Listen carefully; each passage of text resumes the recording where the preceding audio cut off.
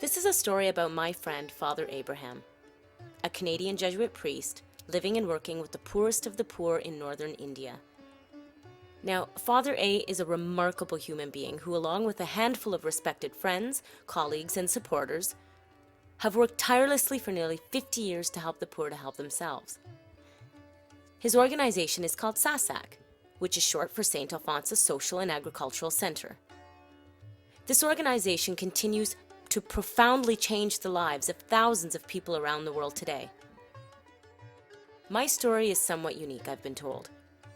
Because of Father Abraham, I'm able to tell you this story from Canada and not the slums of India. I was just over a year old when my birth mother abandoned me in the streets of Darjeeling, India. And as is the case with a large percentage of the 1.2 billion people merely trying to survive in India, my mother had no option but to abandon me as she was simply too poor to care for me any longer. My mother's hopes of someone finding me and caring for me in the way she could not came true in the form of Mother Teresa's nuns, who found me alone, took me into Mother Teresa's orphanage, and provided me with the basic necessities of life. In 1978, a group of Canadian SASAC supporters traveled to India to see firsthand Father Abraham's work for the poor. Among those supporters was a woman by the name of Hildy Wyrzykowski. On one of the day trips set up by Father Abraham, they visited St. Margaret's orphanage, which was run by Belgian nuns. Apparently, the moment I caught sight of Hildy, I would not let her go. She tells a story that once she saw me hamming it up, singing songs and entertaining them, she realized I was just too cute to leave behind, and she just had to take me home. I was about 3 when my mother met me in India, and 5 when I was adopted and started my new life in Canada. Today, I'm the youngest of 9 children to Rhee and Hildy.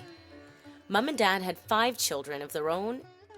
When that wasn't enough, they adopted another 4 kids. My parents were obviously exceptional people. Vancouver, Canada is now my home.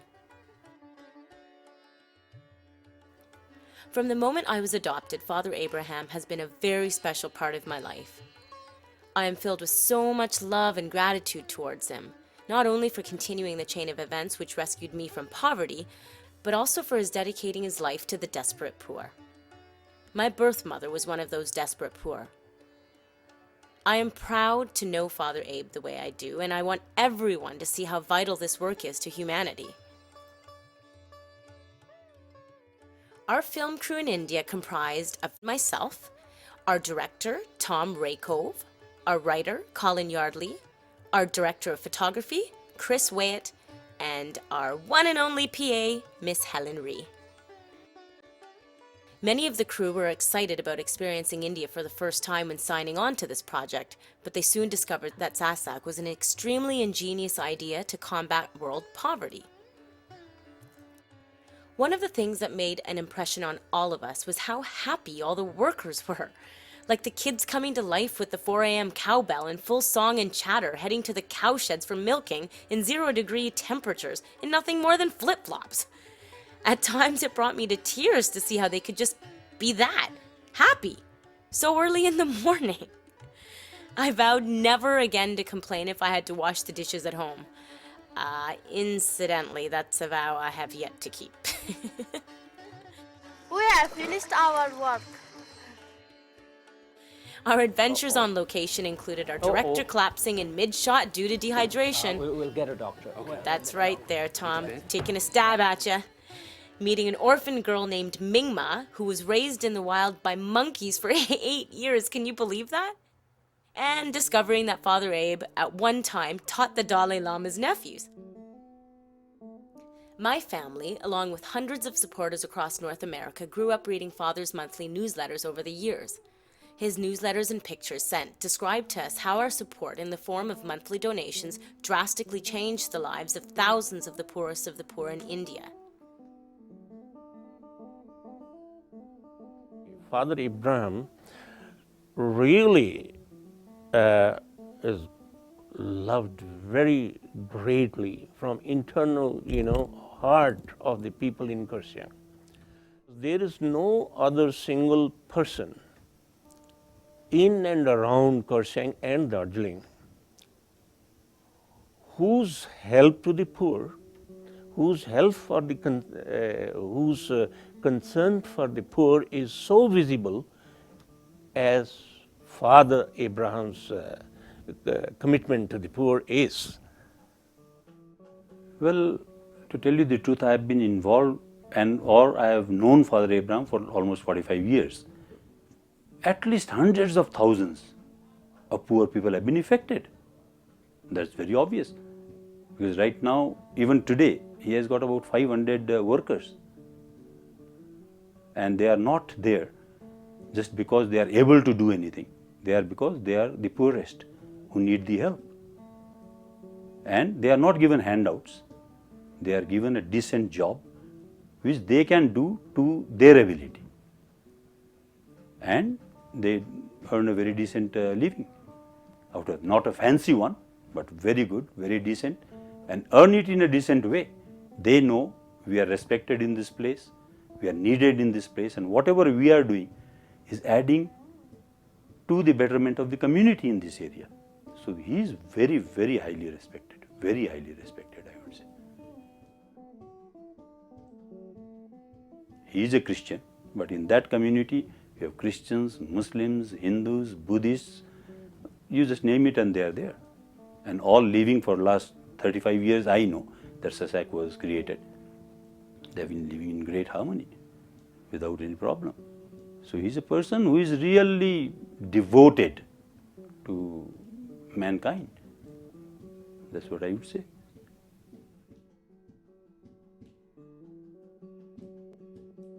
By mistake, there's one famous travel book called The Lonely Planet. All the young people read that, and I don't know how it happened, but we got into that. They gave us a page in that. We didn't ask for it.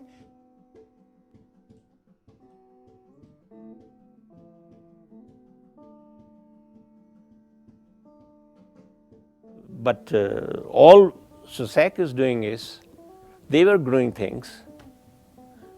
SOJASI is telling them how to grow better.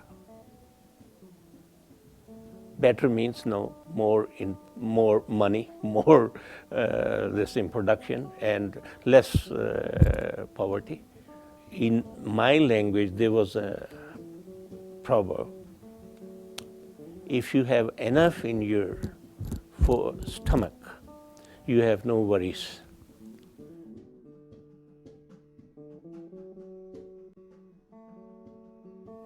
I have been so slow to learn, so slow to observe the life of the poor, so insensitive at times to things that were obviously in great need for them.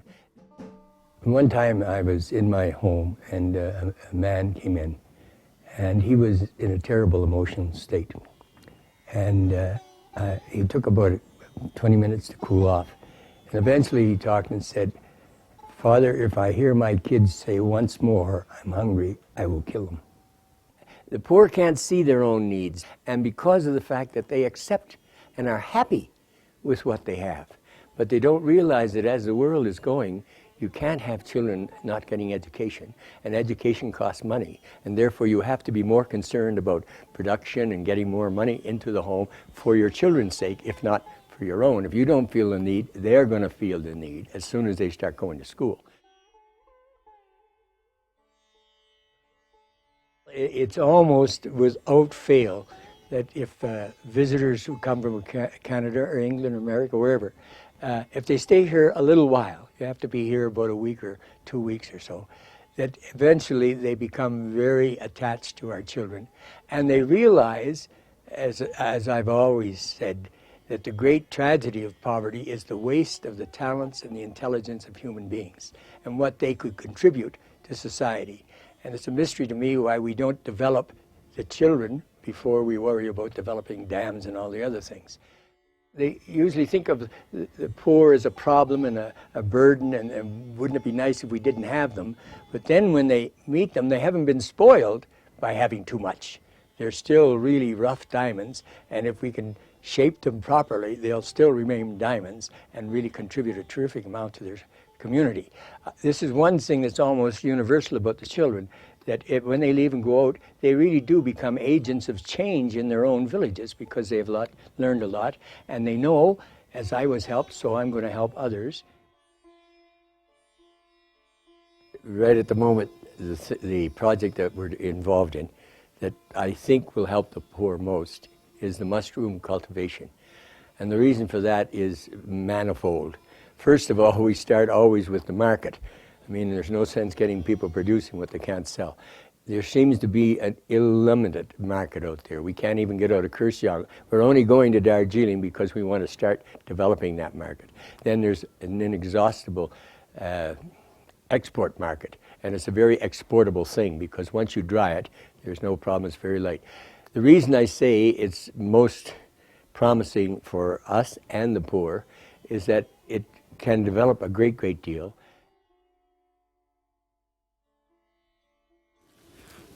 And spawn is baby mushrooms. These look like something in Canada called Rice Krispies. Yes. It's a cereal we eat. Well, since we've been here, we've tried your mushrooms, and they are very, very good. Very hard. Yes. Oh, Yeah. was Okay, that no, supposed no, to happen? You know, we put sellotape there. Okay, I'm just too strong. Okay. And how many bags a day do you usually Now we are prepare? making 72 bags a day. 72. 72. Look at all these. Oh, wow. So roughly how many mushrooms are in this room? We have 1,300. And you know that just off the top of your head, Yes, 1,300. 300, yes. Now we added some more right now. 1,301. Yeah. Here's my mushrooms. It's dated Priscilla, November 17th. So I told Lao Shand if this is a bad bunch, they'll know who did it. Perfect. And as Gandhi always dreamed, he wanted projects like this in the village, which he called cottage industries, things that can be done in an industrial kind of way and produce money for the poor. Sowinica is another department at SASAC that employs elderly and handicapped women. This small weaving factory designs beautiful handbags and yoga bags. The weavers, who usually tend to be unemployable because of either their old age or physical handicaps, successfully run this small cottage industry by designing, producing, and selling their bags at local markets around Kurseong. Through cottage industries such as Sowinica, the handicapped and elderly who would otherwise be forgotten are brought back to working society with dignity.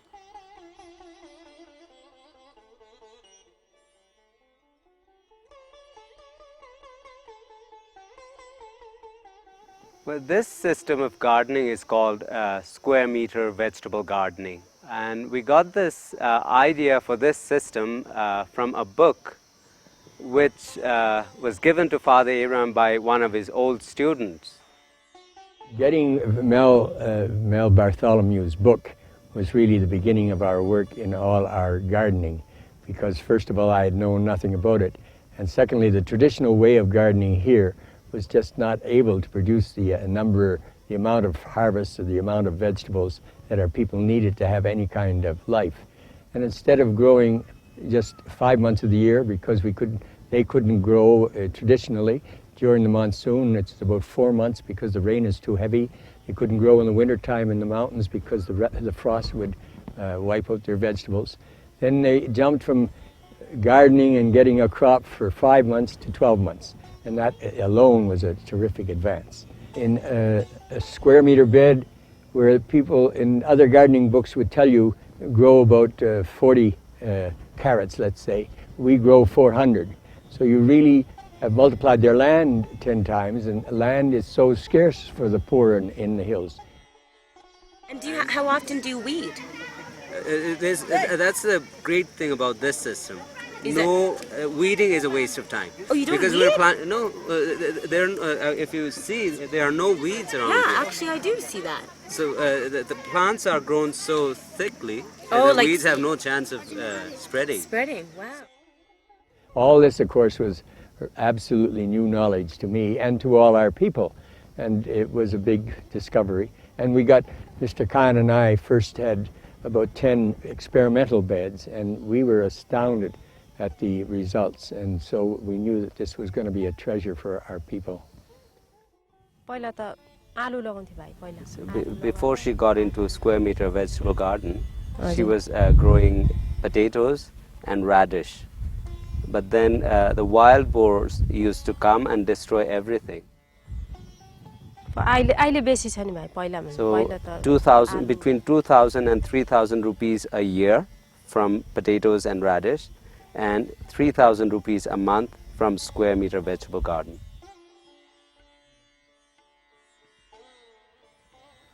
At SASAC, all types of work are considered meaningful and employable. We would wake each day to the sounds of elderly men and women pounding large stones into piles of gravel.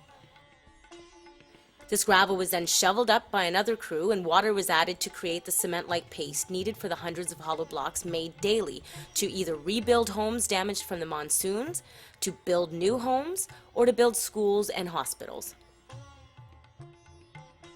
This thing is so heavy. Honestly, I can't imagine these women going up a hill. They say in Nepali it's nose to nose steep, which basically means it's pretty damn steep. This thing, it's about 30 pounds, and the women are like 80 years old doing this. I couldn't imagine. Holy smokes.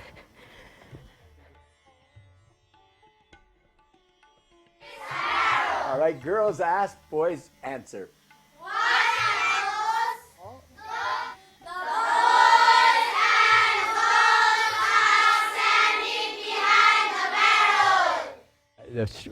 One of the strange things I first learned was the first group that came, we had sent out people that could write to help them fill out a form. We needed a form.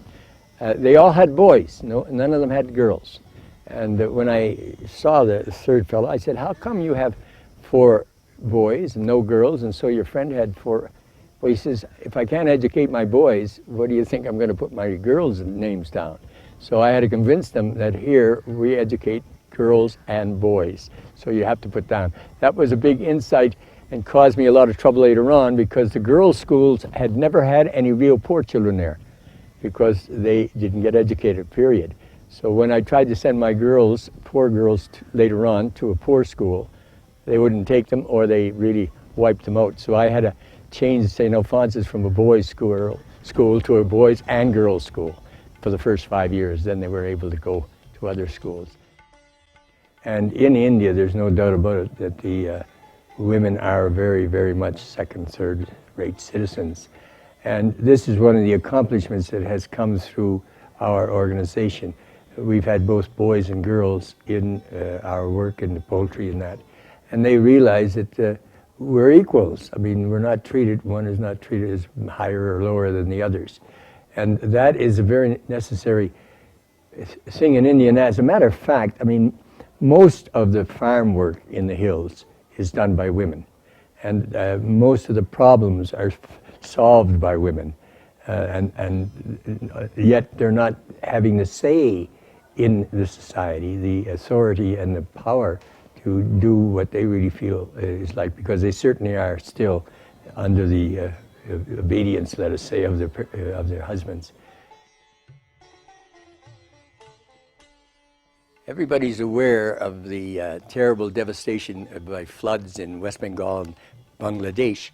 Well, it's the Himalayan mountains having been deforested that have caused much of that. When I came, the area above me, 385 hectares, which is a huge piece of land, was night forest. And so when the monsoon rains came, it was like a sponge, and the water never got flowing fast. It was kept there as a tank, and we never had water problems during the dry months. But now the water just flows down the mountains, and we have increasing landslides where we live and terrible, devastating floods down on the plains. We got very friendly with the conservator of forests for the Himalayan region here. Mm-hmm. And he was the biggest man in the whole show.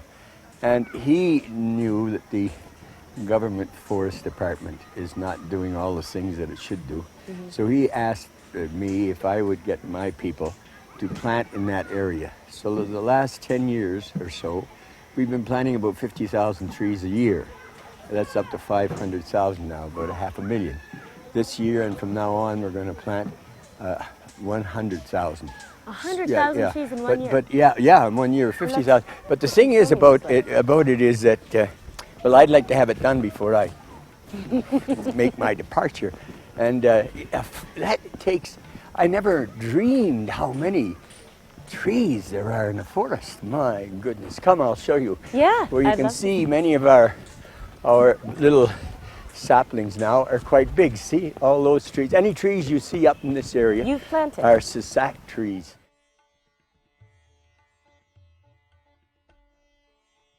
I didn't have any particular background for the work I'm doing. And after you see something, like one of the cases I always give, but I could give a lot more than you have the time to listen to, was the fuel. I never realized that in the home for the mother, the fuel was a daily crucifixion. It meant a terrific amount of hard work going off to the jungle to cut down trees and then make it into kindling, put it on your back, carry it miles and miles, get it home and find out it won't burn because it's green and it's wet during the monsoon. I should have seen that 40 years ago.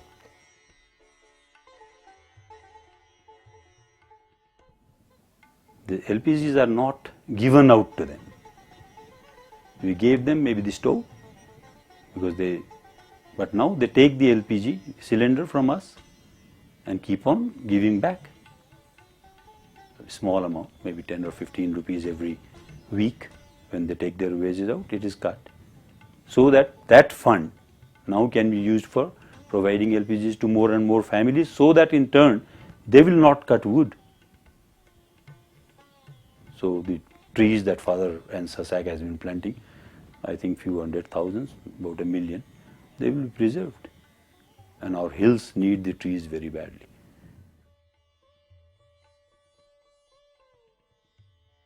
Another thing I don't think people understand, and I only learned by having it happen.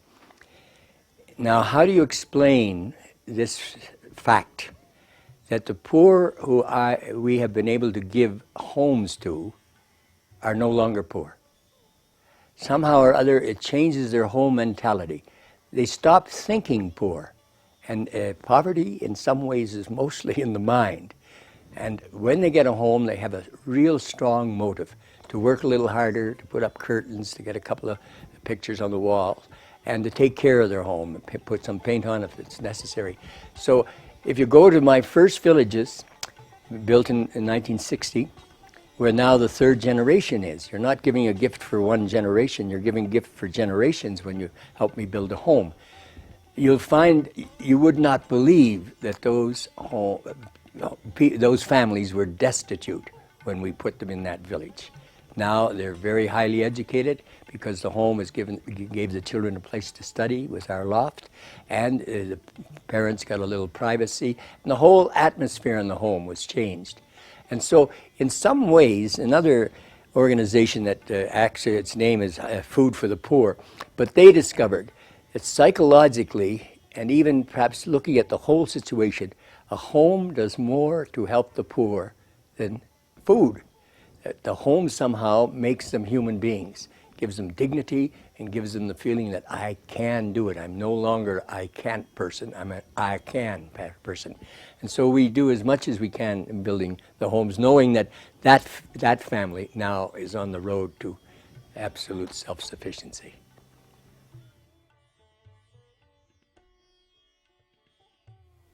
I am very much familiar with the management setup at the moment because I am very highly involved now in sasac. And I am familiar with the kids who have been through the system for quite some time now, and they are much older. And I am confident they can carry on because they are already heading certain departments. We have people like Sudhir, Cecilia, Lalchand, Ratan, just to name a few who are much older. But they are doing their jobs and looking after their departments very well.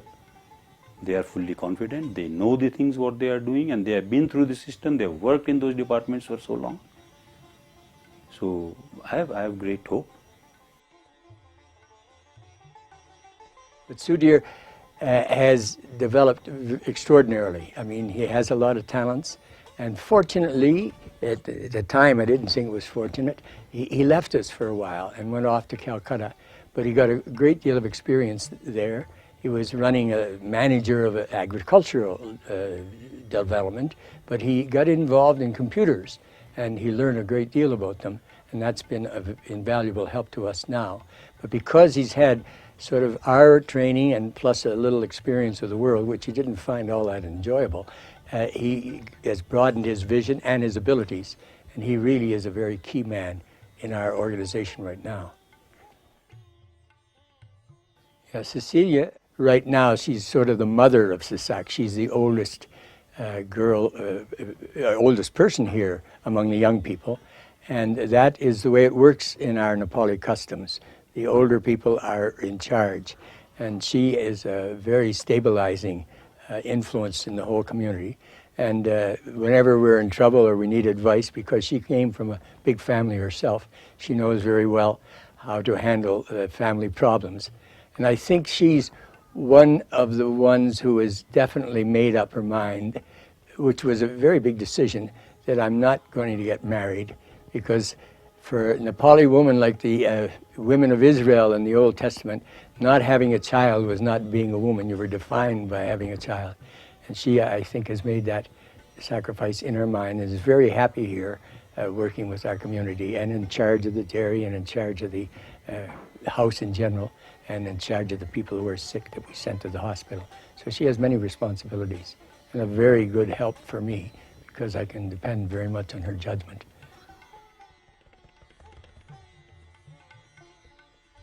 So Lao Chen came into us as a little boy of 5 years old, and he was down at our Head Start school. And he worked in our school and went through the school in the poultry. He went through the whole process, and then he came up here. He didn't even know he was an untouchable. In fact, I mean, you know, he had the name, but he never had any of the results of being an untouchable. For the untouchables, the only work they can do is clean the dirt off the streets and clean the public bathrooms. That's it. I mean, there's no other choices, period. And that's a bit of the whole Hindu philosophy. God made you an untouchable, and until your next birth, you're an untouchable. Next birth, you may be a Sharma, a very high caste, but right now you have to put up with untouchability. He was completely equal in our community, and nobody even thought of him as anybody but one lovely guy. And so he was very popular and has always been very popular. He has been healed in his mind because here he's very, very highly respected and very intelligent. At our meetings, he's one of the ones that gives the best opinions and points out the difficulties of any move we're going to make. And above that, he's really loved by the people he works with. He's very gentle, but very firm, and a very, very efficient and successful manager. And this is a jewel that was going to be thrown away for nothing. Yeah, Mr. Khan, he's known all over town. He's a great salesman, a great personal relation man, and many, many friends. And so he also has been he was the one that started our whole marketing system. And he's, as I say, he himself is an expert salesman, and he taught our children how to move 10,000 eggs in a day, one by one. So he has been a great help, not only, you know, in other ways, but a great help for me, great support whenever I'm in trouble and can't figure things out. I'm on the line to Mr. Khan. SASAC could never be what it is today without the help of Manohar. Manohar is a chartered accountant now. But Manohar has taught us all we know about accounts, and we know a lot about accounts. And that's why if you look at all the statistics in the accounts we have from every department, see, we have about 10 different sets of accounts coming in every month. That's from Manohar. But even more important has been, he's a very intelligent man, and I can depend on his judgment absolutely. And because he's so involved, I know he's as much, he has our children as much at heart as I do. So he has been a great gift. And it's been a complete transformation in his life. From a very well-off family that didn't know anything about the poor and didn't care anything about the poor, he's given more hours and more help to the poor than anybody else I know.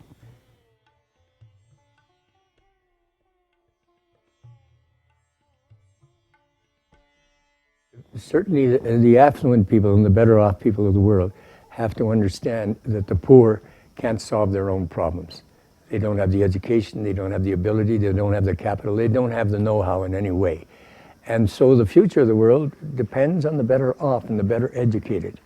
And the thing I would try to make them realize that without disturbing your own way of living very much, with very little cut back, let's say, but you give up a very little bit of your life, and you can give a real full life to poor people. Just like my people, from the very beginning, I said, you give up one dessert, not a meal, but a dessert on Friday night in memory of our Lord's death, and you give that part of your life to my people.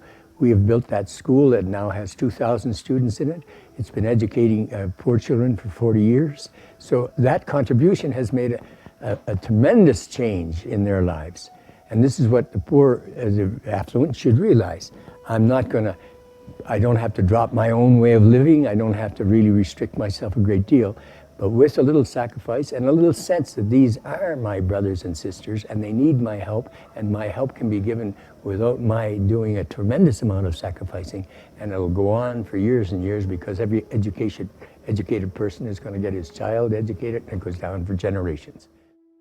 I find it a terrific help because you feel a terrific debt of gratitude to these people, and all I can do to repay them, besides working as hard as I can at the things they've given us, is to pray for them. And if you believe in the power of prayer, I'm probably making a change in their lives. The truly amazing thing of SASAC supporters is to date, there are over 800 families globally who continue to provide support through monthly donations. It's so important for me to acknowledge these friends, in that SASAC would not be the success it is today if it weren't for the dedication and love they've given to the poor. A lifelong Canadian supporter named Jane Davidson is one of many of SASAC's loyal friends. She's been instrumental in organizing trips from Canada to India so supporters could see firsthand how their monthly donations have changed thousands of lives over the years. Actually, my mom gave me my middle name of Jane to honor Jane Davidson, because she was responsible for my mother traveling to India in 1978, where she first met me. I'm impressed as well that so many of these Canadian friends have traveled to India, just like my mom, to see how their continued support has made such a massive impact on the people they've grown to know and essentially love.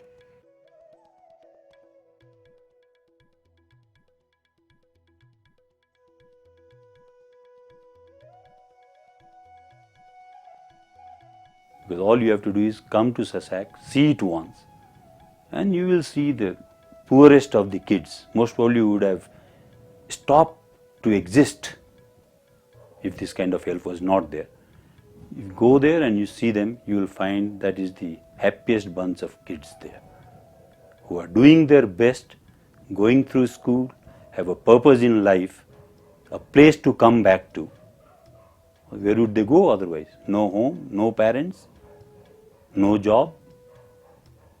Everybody has been telling them all their lives, in their parents' life, in their generations, that you are no good, good for nothing. SASAC tells them you are very good. And they proved they are very good in every respect. When I first got to the school, of course, I didn't really have much funding, but I did have in Calgary some friends of my sisters. And Pasang was really, he and a boy called Nirmala were really promising young students. And the father was actually a Tibetan Lama. And in this community, there's not that many Tibetans, so he was very poor and was not able to handle our fees, although they were very low at that time. So I got the Lovicks in Calgary to educate him. So he was really the first boy I was able to get through our school. And he was very intelligent and did very well, and then he went on to college afterwards. And now he's a very highly respected manager of the big state Bank of India, which is the central bank of India. And he's been moved up from small places to bigger places, and he's more and more responsibility. And a very involved man. He's in the Rotarian Club, and he's very involved socially with social activities. So he's really remembered what he received and how it benefited him. And he's a very good friend of ours, there's no doubt.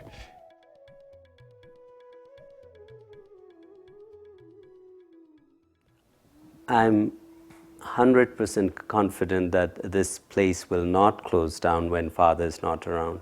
Well, we might have to close down certain departments because most of them are 100% money going out kind of department.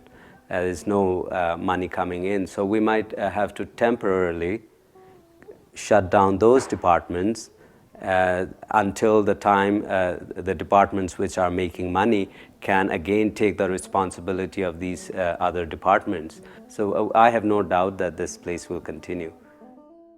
Well, if I were trying to think of what could give me more hope, I couldn't find a better way. God is divine.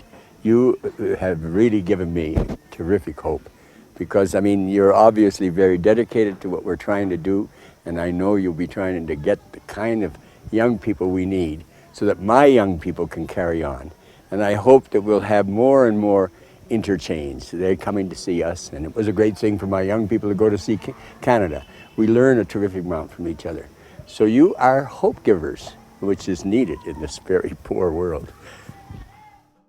I've told many of my Jesuit friends who are in education in Canada, no young person should get a BA or a BSc or anything at the college level without experiencing the poor countries, what they need and how they can contribute and how the problems can be solved, for example, just by cooperating with Mother Nature and letting her do her thing and helping her along. About my death, I've written a long poem. I must see if I can find it. I would love to die. Now, I mean, that's really people don't, I think I'm a little off my head to say that. All my life, I mean, life is for death in my belief. I mean, my life has been a trial of trying to make me into a loving human being so that I'll be worthy to go into the loving presence of the loving God. And I have had a sort of romance with death. I would like to die. And I nearly did die, and I was sort of semi-angry with God that I had to stay on for a little longer.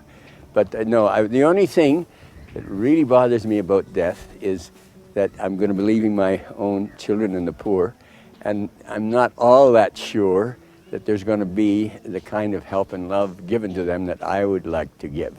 Now that's because I don't have full faith in God. One time, I know he was asked, the Dalai Lama, what's your religion? And my religion is to be kind. And I really think that says it all. And even our St. Paul in his epistle to the Corinthians, he said, charity is patient, charity is kind. And I think those two things could change the world. If we would patient with the people that differ from us in opinion, patient with their beliefs and patient with their way of living, we wouldn't be wiping out cultures and having the religious wars we have.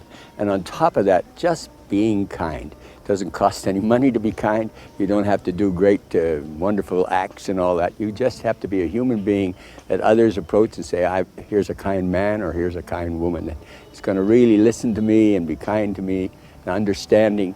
So I agree with him on that. Put it in its essence, be kind.